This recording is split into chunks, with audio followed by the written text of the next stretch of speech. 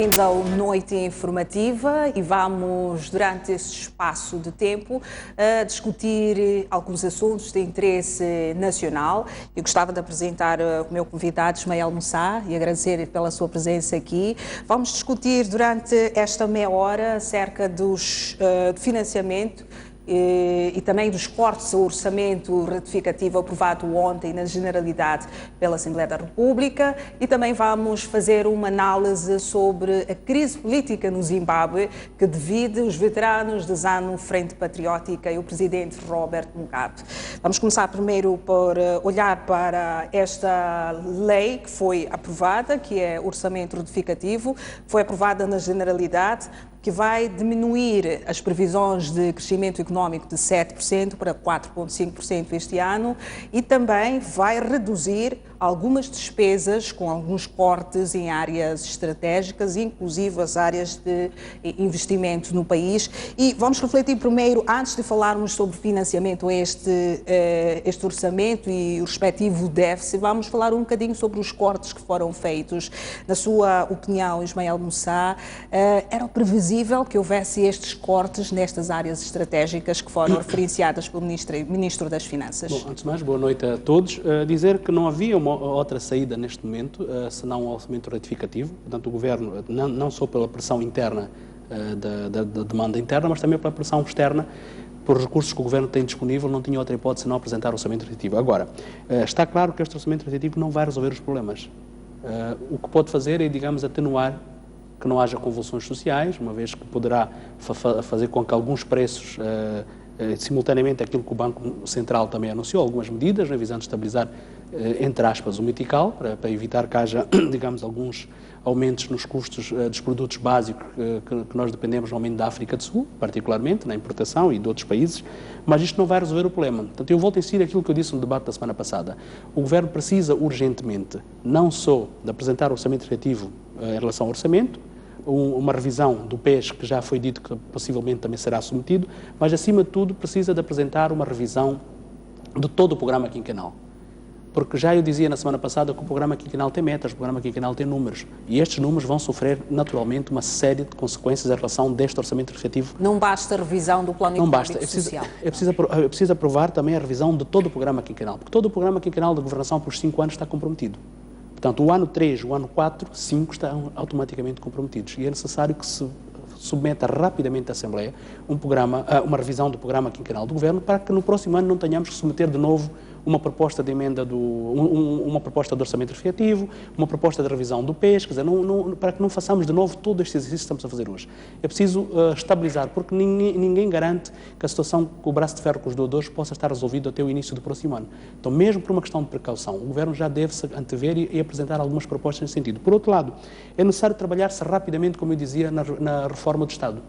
Rapidamente. O Governo devia aproveitar este momento de crise, este momento de fraqueza e transformar isto numa força, como eu dizia no debate passado, quer dizer, rapidamente apresentar uma proposta, criar uma equipa que trabalhe rapidamente na reforma de todo o Estado, reduzir gastos no Estado na globalidade. Aquilo que eu dizia, fundir ministérios, fundir instituições. Por exemplo, na semana passada dávamos o exemplo da TDM, felizmente hoje vi no rodapé que parece-me que o Governo vai fundir com a MCL, já é um bom sinal, mas não é suficiente. Eu acho que devia-se fundir também com o Instituto das Comunicações. Não é? Portanto, eu acho que há uma série de ações que o Governo tem que fazer. Diante dos gastos que o Governo abriu mal, nomeadamente aqueles que constituíam um peso neste orçamento, quais são os gastos que acha que deveriam ter sido mexidos? Eu acho que há um gasto que devia ser automaticamente cortado, mas para isso implicava um acordo de paz, que é o gasto com a guerra. Porque este gasto com a guerra, quer queiramos, quer não, vai ter implicações nas outras áreas extremamente importantes. Porque mesmo que se diga, ok, reduziu-se nas infraestruturas, reduziu-se nesta e noutra questão, reduziu-se, por exemplo, na questão de viagens e outros excessos que havia ao nível dos ministérios e por aí fora, mas isto não vai resolver. Mesmo que se diga que aumentou-se um pouco mais na saúde, que preservou-se a saúde e preservou-se, por exemplo, algumas áreas, mas isto não é solução. Eu acho que neste momento o Governo deve rapidamente encontrar uma saída para acabar com o conflito militar, para que as despesas em relação à manutenção da guerra possam ser realocadas para a área social, porque os recursos já são exíguos. Agora, se nós mesmo assim ainda teremos que sustentar uma guerra, não vai ser possível, não vamos conseguir, vai ser muito difícil. Portanto, eu acho que aqui há aspectos que estão associados, quer dizer, não é só apresentar um orçamento efetivo, há todo um trabalho que tem que ser feito em paralelo, acelerar no processo de recuperação da confiança junto aos doadores. É preciso que se acelere com este processo e não andarmos na situação em que estamos hoje, em que vamos fazendo as coisas ad hoc. Recorda-se, por exemplo, que na altura havia uma proposta vinda da oposição, que era para uma sessão da Assembleia para se discutir, ainda durante a sessão anterior, a questão, por exemplo, da dívida pública. Isso não foi acatado pela bancada maioritária na Assembleia. Tempos depois tivemos que convocar uma sessão extraordinária que tem custos altíssimos para exatamente discutir este aspecto. Temos agora a questão, por exemplo, no Parlamento, que em tempos dizia-se que não era possível uma comissão parlamentar. Hoje tivemos que perder de novo dias que o Parlamento teve que se debruçar para criar-se uma comissão parlamentar. Mas não é pertinente, principalmente nesta época em que o país está dividido em relação ao que é que foi feito das dívidas contratadas? Eu acho que há coisas, por exemplo, que a gente talvez discuta a questão da soberania, a questão da nossa autoestima. Quer dizer, por um lado há todo este braço de ferro, mas por outro lado também há algumas decisões que nós tomamos por vezes e que adiamos e que acabam enfraquecendo ainda mais a nossa autoestima. Por exemplo, se nós tivéssemos já de partida sob uma proposta interna que vinha de moçambicanos, na altura era uma bancada da oposição, eram moçambicanos, que propunham, no caso concreto foi a Renamo, que criasse uma comissão ad hoc para aferir a questão da dívida pública, seria uma questão que reforçava a nossa própria soberania. Não seria uma questão, por exemplo, hoje, que aparentemente fica claro que é exatamente por pressão. Tivemos aquela questão, por exemplo, que o MDM propunha sobre a questão da EDM. Porquê que não aprovámos naquela altura? Possivelmente a gente venha aprovar a posterior. Então, porquê que andamos a fazer sempre as coisas, deixando claramente que nós só aceitamos quando a pressão é externa? Como moçambicano, a minha autoestima também fica um pouco limitada. Quer dizer, eu acho que se há propostas vindas de moçambicanos para se criar uma comissão parlamentar de inquérito para a dívida pública, se há uma proposta vinda de moçambicanos para se criar uma comissão parlamentar de inquérito para a EDM, porquê que nós não aceitamos? Porquê que temos que aceitar só quando é uma pressão externa? Então eu acho que é a altura também do Parlamento começar-se a virar um pouco mais e fazer uma reflexão profunda sobre si própria. E voltando à questão do orçamento refletivo, portanto, eu continuo a defender que neste momento nós não devemos esperar que ninguém nos diga que temos que fazer uma reforma do Estado. Devemos partir de nós mesmos. Decidirmos criar-se uma comissão neste país que comece a pensar o Estado. O que é que podemos fazer para tornar o Estado menos pesado, tornar o Estado mais flexível e propor-se ao Parlamento, no âmbito de uma revisão do programa quinquenal do Governo, cortes que sejam realmente viáveis em função desta reforma do Estado. Porque não adianta propor cortes do programa quinquenal se não houver uma reforma do Estado. Vamos falar um pouco sobre o financiamento a este orçamento retificativo que vai ser sustentado pela via monetária, pela via fiscal e também a redução das despesas com a qual falámos há pouco tempo. O Ministro das Finanças disse no Parlamento que não vai ser necessário aumentar impostos. Então, eu pergunto como é que será possível cobrir este déficit orçamental? Olha, eu respeito bastante o Ministro das Finanças, o esforço que faz, como pessoa, como técnica, é uma pessoa extremamente competente, mas eu entendo o dilema em que ele está inserido, é natural. Quer dizer, se eu estivesse na situação dele também diria a mesmíssima coisa, mas vamos ser realistas. Houve uma altura que o Ministro foi ao Parlamento e dizia que o custo de vida não ia aumentar. Não é? E hoje está visível, quer dizer, não é preciso perguntar a ninguém se o custo de vida aumentou ou não em Moçambique. Não é? Da mesma forma que hoje diz que não vai aumentar impostos, mas nós sabemos que para sustentar este orçamento, quer queiramos, quer não, o Governo vai ter que aumentar impostos. E de onde é que vai vir dinheiro para sustentar esse déficit de 77 mil milhões de meticais? Mas é isso que eu estou a dizer, quer queiramos, quer não, o Governo vai ter que aumentar impostos. Isto vai criar cada vez mais problemas. Quer dizer, e só este corte já vai criar grandes problemas a nível das empresas que vivem do Estado. Já eu dizia no debate passado que o Governo moçambicano é o maior pagador de serviços neste país. E grande parte das empresas depende ainda do Estado, depende da prestação de serviços do Estado. E como é que elas vão sobreviver? Quer dizer, há gente que vai para o desemprego, portanto, há toda uma série de ações conjugadas. Portanto, quer queiramos, quer não, o Governo vai ter que aumentar impostos. O Banco Central hoje adotou esta medida, vai ter que adotar outra a seguir. E os bancos comerciais o que é que farão? Vão ter que repassar esta despesa para nós, para o consumidor. Quer dizer, cada vez nós estaremos num aperto maior. Por isso que eu continuo a defender que não vamos ficar à espera que os apertos se vão consolidando para depois fazermos reformas. Então, que paremos de uma vez por todas, que o Governo crie uma comissão rapidamente, comece a reformular todo o Estado. Eu apresento uma proposta clara no Parlamento da reforma do Estado e que consequência orçamental isto tem a nível do programa quinquenal de governação para os restantes 3 anos. Neste caso, seria precipitado esperar, por exemplo, que os doadores liberassem ajuda orçamental, sim, porque nós não temos previsão, pelo menos este ano? Eu acho que, em relação ao orçamento educativo, o Governo não tinha outra hipótese. O Governo tinha mesmo que apresentar uma proposta, não tinha outra hipótese. Mas pegasse nesta situação e, como eu dizia, não esperasse pelos doadores no futuro. Porquê? Porque imaginemos que o braço de ferro permaneça, por exemplo, até março. Como é que o Governo vai viver? Apresentar uma nova proposta de orçamento justificativo? Aumentar mais impostos? Como é que vai resolver o problema? Então é por isso que eu acho que nós temos que encontrar também algumas medidas, embora não resolva o problema, mas ajudam também a convencer os doadores que nós estamos preocupados com a nossa sobrevivência como Estado e que vamos reduzir também alguns dos encargos. Isto, de certa maneira, quer dizer, eu acho que há vários fatores aqui que podiam ajudar a recuperar a confiança. Uma é tudo aquilo que os doadores exigem. A questão da responsabilização, a questão de uma auditoria, tudo aquilo que já está sendo feito e o que pode ser feito ainda. É um aspecto. O outro aspecto é a questão de acabarmos com a guerra. Se nós acabarmos com a guerra, é um indicador claro também que pode ajudar na recuperação da confiança. E o terceiro era reformarmos o Estado e conseguirmos mostrar que nós também somos capazes de ter um Estado mais flexível. Sim, mas o Estado tem passivos e tem encargos. Como é que pode flexibilizar estes assuntos que dependem da normalização, no caso da economia, para poder evitar uma situação de falta de recursos para cobrir o déficit?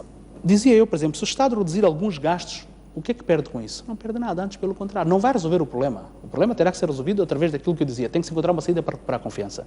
Tem que se acabar com a guerra. Estes são aspectos que o Governo não tem como adiar. Tem que resolver estes dois problemas. Mas, enquanto isso, o Governo pode, se calhar, eu vou explicar melhor o que é que eu quero dizer com a reforma do Estado. Por exemplo, nós temos aqui uma governadora ou um governador da cidade de Maputo.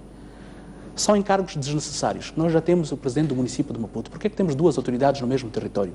Teríamos só o presidente do município e não teríamos, por exemplo, o governador ou o governador da cidade de Maputo. Temos ministérios que podem ser fundidos. Teríamos menos ministérios. Por exemplo, a Holanda, que é um país muito mais rico do que nós, tem 12 ministros ou 13. Nós temos 20 e tal. Precisamos disso? Se calhar não. Podemos fundir e termos menos. Podemos, em vez de ter vice-ministros, termos secretários de Estado, que a Constituição prevê. É mais barato hoje, em termos de pagamento de salários. É mais barato daqui a 20 ou 30 anos, quando essas pessoas se reformarem no pagamento da sua reforma. Portanto, o Estado está a resolver um problema hoje e está a resolver um problema de futuro, das reformas. Temos, por exemplo, a questão dizia eu, no passado, temos a questão das empresas públicas. Uma série de empresas públicas que não justificam, continuam a existir. Deviam fundir-se. Já esta iniciativa que nós adiantámos na semana passada, e felizmente o Governo parece-me que acolheu, quer dizer, que vai fundir a MCL e a TDM, mas podia fazer mais, fundir, por exemplo, com o Instituto de Comunicações, há os aeroportos e a LM que podem ser uma única empresa, há uma série de situações deste país que podem ser ultrapassadas. Já a questão das universidades, precisamos de tantas universidades? Se calhar não. Peguemos naquilo que já criamos, não vamos acabar naturalmente, porque precisamos para cada expansão do ensino superior, mas vamos fundir e criando 3 grandes universidades. Teríamos a Unilur no norte, como eu dizia no debate passado, teríamos a Unizambesa no centro e a UEM no sul. E todos os campos, todos os politécnicos estariam integrados nessas 3 grandes universidades. Teríamos só 3 reitores, os encargos seriam muito menores. Teríamos, se calhar, 3 diretores académicos, teríamos 3 diretores pedagógicos, 3 diretores financeiros. Porquê? Porque os diretores das universidades estão equiparados a diretores nacionais. Portanto, imagina quantos diretores nacionais nós temos neste país. Portanto, é preciso encontrar uma forma de reduzir gastos. Depois há, por exemplo, uma série de organismos que podem ser extintos. Não há necessidade de os tê-lo. Então, é isto que eu estou a dizer, que nós temos que ter uma reforma do Estado neste país, em que a gente apresenta uma proposta clara do que é que significa tornar o Estado mais enxuto, mais flexível, mas o que é que isto se traduz em números. No final, esta poupança seria anexada a uma reforma do Programa Quinquenal de Governação, em que se apresentava ao Parlamento o Programa Quinquenal de Governação para os restantes 3 anos, mas com cortes grandes, no sentido das despesas do Estado, e isto ajudaria a poupar dinheiro para que fosse investido em outras áreas. Porque, por exemplo, apresentar um orçamento educativo que diga que vai reduzir uma série de despesas em investimentos em outras áreas e vai aguentar com a saúde, a educação, por aí fora, não está a resolver o problema, estamos a sobreviver. Mas nós precisamos de crescer, nós precisamos de investir neste país. Há áreas que precisam de investir, quer dizer, nós não vamos continuar a vida inteira a que sentemos à mesa e que tudo o que a gente consuma vem da África do Sul. Está a falar de investimento na área da agricultura, em particular, na agricultura, na agroindústria, não é? Na produção, nós precisamos, quer dizer, é natural que com os recursos que nós temos, com este braço de ferro com os doadores, não temos recursos para todas as áreas, mas podíamos ter recursos para apostar 1 ou 2 áreas produtivas e em algumas áreas sociais. Porque o país não pode continuar a sobreviver só com investimento nas áreas sociais. É importante as áreas sociais para evitar uma convulsão social, uma estabilidade, mas também é importante que se invista em algumas áreas produtivas. E neste momento, perante esta situação que nós temos, quais são os recursos que nós temos para as áreas produtivas? Não temos quase nada. Então, temos que fazer alguns cortes, temos que definir prioridades muito claras. E, por exemplo, enquanto não acabamos com a guerra, continuamos a ter uma despesa desnecessária. Mas se nós acabarmos com a guerra, é mais uma poupança que fazemos. Se nós reformarmos o Estado, é mais uma poupança que fazemos. Então, peguemos esta poupança e definamos, olha, quais são as áreas que nós queremos investir? e vamos investir naquelas áreas, um pouco na infraestrutura, um pouco na agricultura, um pouco no agronegócio, quer dizer, aquilo que pode aumentar a nossa produtividade. Exatamente. E, Ismael, vamos nos próximos debates continuar esta tendência de discutirmos as possibilidades dos cortes das despesas públicas, mas vamos agora entrar para outro tema sobre a crise política no Zimbábue. Sabe-se que o país está a atravessar uma grave crise desde os anos 2000 e é agravada este ano em função da seca que assola toda a região da África Austral. As últimas semanas foram marcadas por greves e uma série de discussões em relação a atrasos salariais, entre outros assuntos que inquietam aquele país. Recentemente, um grupo de veteranos apareceu em um comunicado de imprensa a criticar a governação do presidente Robert Mugabe por causa de situações ligadas à corrupção e também a questionar a longevidade governativa do presidente Robert Mugabe. E isto coloca em causa a união do partido ZANU Frente Patriótica e a questão de como é que vai processar-se a eleição de 2018, na qual os próprios veteranos estão a ameaçar abandonar Robert Mugabe. Não sei se tem alguma leitura em relação a como é que surgiu esta divisão, ou aparente divisão no partido ZANU Frente Patriótica. Bom, isso já era de se esperar. Se nós analisarmos um pouco aqui mesmo a volta da região, se nós repararmos aquilo que aconteceu depois do Nelson Mandela na África do Sul com o Mbeki não conseguindo satisfazer a expectativa das pessoas, o próprio partido acabou, digamos, reduzindo o mandato do Mbeki, uma forma de salvar o partido, não é? Isto aconteceu em várias partes do mundo e se repararmos mesmo na situação que Angola vive hoje, já não há tanto consenso em relação ao Eduardo Santos como havia no início.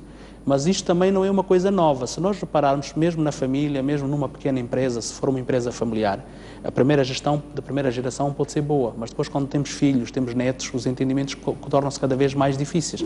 E o que está acontecendo no Zimbábue é que nós temos que entender que o Zimbábue herdou uma estrutura económica, produtiva bastante boa, era a segunda economia da região, depois da África do Sul, mas infelizmente tudo aquilo que nós acabamos vivenciando depois das estratégias económicas adotadas por Mugabe, numa fase inicial teve o apoio dos antigos combatentes, porque muitos ganharam, aliás, grande parte deles ganharam benefícios nisso, mas como a estratégia de criação da classe média não foi uma estratégia visada à produtividade, foi uma estratégia visada à acomodação, isto não funcionou. Chegou uma altura que esgotou. É mais ou menos o que aconteceu em Moçambique, se nós pegarmos com CCADR, fundos de tesouro, uma série de experiências que se criou neste país para se criarem empresários. E quem eram as pessoas beneficiárias? Eram as pessoas, de certa maneira, ligadas ao poder político, mas não eram pessoas ligadas ao setor empresarial. E, como consequência, isto deu errado. Então, a situação no Zimbábue é exatamente esta. Neste momento, Mugabe já não tem mais nada para dar.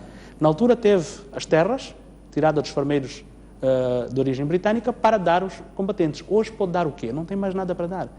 As pessoas receberam as terras, não fizeram nada, faliram. As terras estão hoje improdutivas, estão hoje abandonadas. E elas querem mais alguma coisa, e o Mugabe não tem. Portanto, eu não estou até muito satisfeito com a reação dos antigos combatentes, porque não é solução. Não, quer dizer, uma não vez é olhando, são estes homens que apoiaram Robert Mugabe em 1960, na década de 60, para as guerras de libertação. Os mesmos homens vieram violentamente apoiar a permanência de Robert Mugabe no poder. Como é que ele vai sobreviver sem esta classe? Ele não vai sobreviver, mas há uma coisa que me preocupa, é exatamente ser este grupo, porque este grupo não vai trazer não vai trazer nada de bom para o Zimbábue. Porque é exatamente este grupo que acompanhou o Mugabe no descalabro total. E hoje é o grupo, porque já não tem bênçãos, é o mesmo grupo que aparece para derrubar o Mugabe, mas não aparece para derrubar o Mugabe para apresentar uma alternativa. Aparece para questionar o Mugabe porque quer alguma coisa. Então isto não é solução para o Zimbábue, isto é solução para este grupo. E isto me preocupa. Mas mais de tudo, o que me preocupa é a ausência de uma alternativa no Zimbábue. Porque se o Mugabe cometeu os excessos que cometeu, se o Mugabe chegou onde chegou, é porque o Zimbábue não tem uma alternativa. E, infelizmente, o Zimbábue teve uma alternativa, que era o MDC na altura. Mas o MDC também não soube gerir o momento em que esteve na oposição, de forma a se manter íntegro e uma alternativa viável, e isso, se calhar, permitiria que nós chegássemos ao tempo que chegamos hoje ao Zimbábue. Mas o Zimbábue chegou a uma altura em que a alternativa ao Mugabe vai sair certamente dentro do próprio ZANU-PF. E não sei se isto vai ser uma alternativa boa para o Zimbábue. Não estou a dizer que a alternativa boa do Zimbábue tenha que vir da oposição, mas tendo em conta toda esta experiência vivida, se calhar a oposição seria uma boa alternativa para o Zimbábue. Mas infelizmente vivemos esta situação em que não temos uma oposição credível no Zimbábue e o próprio ZANU-PF também, as mentes mais lúcidas do ZANU-PF, não têm a coragem de enfrentar o Mugabe. E quem é que enfrenta o Mugabe? São os combatentes. Agora, esperemos que os combatentes possam estar rodeados das mentes mais lúcidas e desta vez possam fazer a coisa certa. O líder dos combatentes, o Christopher Mutswangwa, foi expelido praticamente do grupo partidário ZANU Frente Patriótica, e a alegação do ZANU Frente Patriótica é que ele devia reformar porque é velho, entre aspas, e os outros líderes do partido que estivessem dentro deste grupo contestatário também deviam reformar porque são velhos, no caso. Esta é a alegação que deu o partido. Bom, isto não lhe parece intelectualmente absurdo, entre aspas, se nós temos um presidente de 92 anos que ainda está no poder e pretende candidatar-se para 2018? Bom, esta é uma grande decepção para nós como africanos. Por que eu digo uma grande decepção? Porque Mugabe é dos presidentes mais qualificados que a África tem. Isto é muito mau para nós. Porque se Mugabe, sendo o presidente mais qualificado que a África tem, em termos académicos, e está a fazer exatamente o que está a fazer, agarra-se ao poder, todos estes problemas, isto é frustrante para nós. Porque nós estamos sempre a reclamar que nós precisamos de ter os quadros mais lúcidos na governação. Infelizmente o Zimbábue teve o quadro mais lúcido, mas infelizmente deu no que deu. É mau. Agora, por outro lado, é bem verdade o que a Selma está a dizer. Quer dizer, temos combatentes que deviam se reformar, mas ao mesmo tempo questionam a permanência do Mugabe, que também devia reformar-se, e o Mugabe, que devia se reformar, também questiona. Portanto, eu acho que aqui não estou a ver grandes soluções para o Zimbábue neste braço de ferro. Porque é um braço de ferro, como eu dizia, que não é de mentes lúcidas, não é de mentes que querem o melhor para o Zimbábue. É de mentes que estão agarradas ao poder. Quer o Mugabe quer se agarrar ao poder, como os antigos combatentes querem-se ainda agarrar até a última gota, até a última hora, em algumas bênçãos do poder, mas não estão com nenhuma, o que é triste, porque são pessoas que lutaram pela libertação do Zimbábue, deviam ser as primeiras pessoas a se comprometerem com o desenvolvimento do Zimbábue, mas não, estão preocupadas e comprometidas com elas próprias. Eu tenho muito receio que às vezes com o conservadorismo no nosso continente, porque às vezes não nos trazem soluções nenhumas. Não sei se reparas o que é que aconteceu com o Zaire do Mobutu. Mobutu, quando assumiu o Zaire, Mobutu africanizou a sociedade zairota. Mudou de nome, mudou o nome das ruas, exacerbou bastante a questão da autoestima do Zaire, a questão da africanidade do Zaire, mas em última instância o que é que aconteceu? Quando ficou doente, a primeira coisa que pediu é para ir para a Europa, para se cuidar, e abandonou o país. Todo o orgulho da africanidade, todo o orgulho das ruas com nomes africanos, tudo isto já não tinha valor. Foi para a Europa. E quando morre, onde é que fica a riqueza? Fica exatamente na Europa, não deixam de centavo em África. Então, isto é que me preocupa de muitos dos antigos guerrilheiros, militares, combatentes, veteranos da luta de libertação nacional, que, em última instância, agarram-se muito a si próprios e preocupam-se muito poucos com o seu próprio país. E agora, com estas alegações de corrupção, na qual o grupo contestatário está a levantar, o grupo diz que está a ser perseguido por causa destes discursos contra o governo de Robert Mugabe, no caso os ministros de Robert Mugabe, que estão ligados a escândalos de corrupção, e daqui a alguns dias, no próximo mês, o país vai celebrar o Dia dos Heróis e este grupo de veteranos pretende boicotar este feriado. O que é que poderá acontecer nesta perspectiva de boicotar, no caso, as datas históricas e confundirmos aquilo que são os interesses pessoais e os interesses do país? Uma vez que nós temos jovens a manifestarem-se a favor do presidente Robert Mugabe e, segundo eles, estão a ser aliciados alguns membros, no caso, os jovens do ZANU Frente Patriótica, estão a ser aliciados com algumas algumas vantagens, exatamente. O que é que nós podemos perceber? Se nós temos um grupo de pessoas, caso popular, jovens que são pró-Robert Mugabe, e temos veteranos a boicotarem, por exemplo, datas históricas, entre outras questões no país. Será que isto vai justificar uma instabilidade no país ou apenas na ZANU Frente Patriótica? Tanto pode justificar uma estabilidade como não. Tudo vai depender de como é que a sociedade vai reagir, porque até aqui, se nós repararmos, os que estão a se confrontar, nenhum deles está em defesa do Zimbábue, nenhum deles está em defesa do povo zimbabuiano. Tanto Roberto Mugabe como os veteranos da luta armada estão todos a defender os seus interesses pessoais. Mas nesta semana a oposição saiu em favor do grupo dos veteranos que reclamavam, inclusive, sobre a governação e a questão de corrupção que está iminente no Zimbábue, principalmente mais visível nesta altura de crise. Naturalmente, qualquer oposição vai querer tirar dividendos. E o melhor dividendo é, naturalmente, não ficar do lado de quem está no poder, é de quem está a questionar o poder. É uma forma da oposição também de aparecer, mas é a tal questão que eu dizia. A própria oposição zimbabuiana precisa de se organizar, porque a oposição é aquilo que a gente conhece. Quer dizer, quando foram para o governo de unidade nacional, também se envolveram também em práticas de corrupção, práticas pouco lícitas. Então perderam uma certa credibilidade, porque se nós estivermos atentos à história do Zimbábue, o MDC chegou a ganhar as principais cidades, o MDC tinha o controle urbano. O Mugabe tinha ficado só com o controle rural por causa das farmas. Mas neste momento é um pouco duvidoso. A própria oposição, eu não sei se a oposição teria tanta força para contestar o ZANU-PF. Se o ZANU-PF, de repente, o Mugabe aceitar resignar, encontrar um candidato à altura, com experiência, um dos antigos ministros das Finanças, por exemplo, uma pessoa com algum gabarito, eu acho que o próprio ZANU-PF ainda tem chances de ganhar as eleições no Zimbábue. Porquê? Porque o problema não está no ZANU-PF enquanto tal, está nas algumas figuras do ZANU-PF e nestas alianças pouco transparentes do Mugabe com algumas alas do ZANU-PF. Quando os veteranos teriam alianças para lutar contra Mugabe?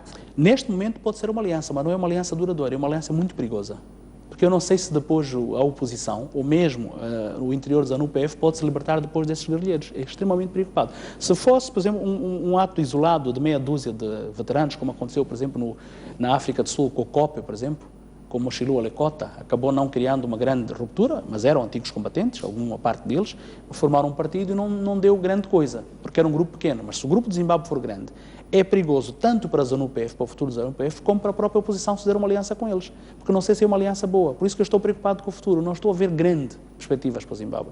Exatamente. A menos que surja no ZANU-PF, neste momento, outras vozes que não sejam os combatentes. Exatamente, mas uma última questão que eu gostava de colocar, normalmente com estas crises económicas nós acabamos de ter uma distribuição não equitativa dos recursos para partidos, principalmente os históricos que se mantêm em função de distribuição de riqueza para alas partidárias. Neste caso, o ZANU-PF não consegue distribuir a riqueza para todos os veteranos. Qual é o risco de partidos que gerem-se com este tipo de filosofia, entre aspas, de distribuição de riqueza e de manutenção do seu clave, no caso, para a estabilidade política de um país? Neste momento, o ZANU-PF já não tem muitos recursos para dividir. Tinha, no caso, as terras, tinha, por exemplo, as minas, se tivermos recordado, as minas foram todas vendidas. Os grupos indianos, por exemplo, ligados ao aço, ao ferro, por aí fora, compraram as minas todas, Zindal e por aí fora. Hoje já não há muita coisa para se vender, não é? Então, este é o grande dilema que o próprio ZANU-PF vive para encontrar formas de acomodar as suas elites. Tem este dilema. Por outro lado, o receio que eu tenho também é que, tradicionalmente, todas as transições políticas em África, do Partido Único, que não foram pela via democrática, que foram pela via de convulsões sociais, ou pela via de golpe de Estado, ou qualquer outra coisa que altera a ordem social, os países que assim agiram nunca mais estabilizaram. Entraram num ciclo vicioso de um golpe atrás do outro. Este é o medo que eu tenho. Por isso que eu espero que as mentes mais sãs do ZANU-PF possam aparecer e possam enfrentar o Mugabe, mas ao mesmo tempo não firmarem uma aliança muito forte com os combatentes, para poderem ter alguma base de manobra, e possam ser uma alternativa a si própria. Por outro lado, também espero que a oposição aproveite-se deste momento e faça reformas profundas no seu seio e também apareça com uma proposta alternativa para, caso poder ocorrer uma alternância, seja uma alternância pela via democrática, porque eu não gostaria que a alternância fosse pela via militar, quer seja por uma convulsão social, de repente entra uma crise financeira e o povo vai à rua, isto não resolve o problema, quer seja por um golpe de Estado. Porquê? Porque a experiência africana já mostrou, sempre que a alternância do partido histórico foi pela via ou militar ou pela via de convulsões sociais, estes países nunca mais se estabilizaram. Esses países sempre entraram no ciclo vicioso de um golpe atrás do outro. Porquê? Porque já dizia eu num debate anterior, é que o grande problema africano é que nós não temos classes médias, nós temos classes-estados, que são as pessoas que estiveram no Estado e que depois tornaram-se a classe média, mas não é uma classe média como acontece com a África do Sul, como acontece com o próprio Zimbábue, no pós-independência. O Zimbábue já tinha uma classe média. E este modelo funciona diante de crises económicas? Se tivermos uma classe média, se tivéssemos, infelizmente não temos, este é que é o medo. Mas o Zimbábue, diferentemente de todos nós aqui, tem uma classe média. Tem uma classe média. E eu espero que esta classe média, aliada à ZANU-PF, nas mentes mais claras, possam ser o motor para uma transição pacífica, que não seja violenta. O medo que eu tenho é que nós cheguemos lá e tudo isto possa desembocar numa transição violenta. Se assim for, é mau. E nós, próprios, também vizinhos, poderemos também apanhar por tabela. Portanto, não gostaria que a transição no Zimbábue fosse violenta. Eu gostaria que a transição fosse pacífica, que houvesse uma alternância pacífica. Agora, possivelmente, pela teimosia do Mugabe e pelo extremar das posições com os antigos combatentes, o Zimbábue possa entrar por uma via que não é a mais ideal. Exatamente. Ismael Moussa, muito obrigada pela sua participação aqui no Noite Informativa e nós ficamos por aqui por hoje e nós voltamos amanhã com mais informações. Vem aí o Jeremias Langa com Linha Aberta daqui a pouco. Boa noite e até amanhã.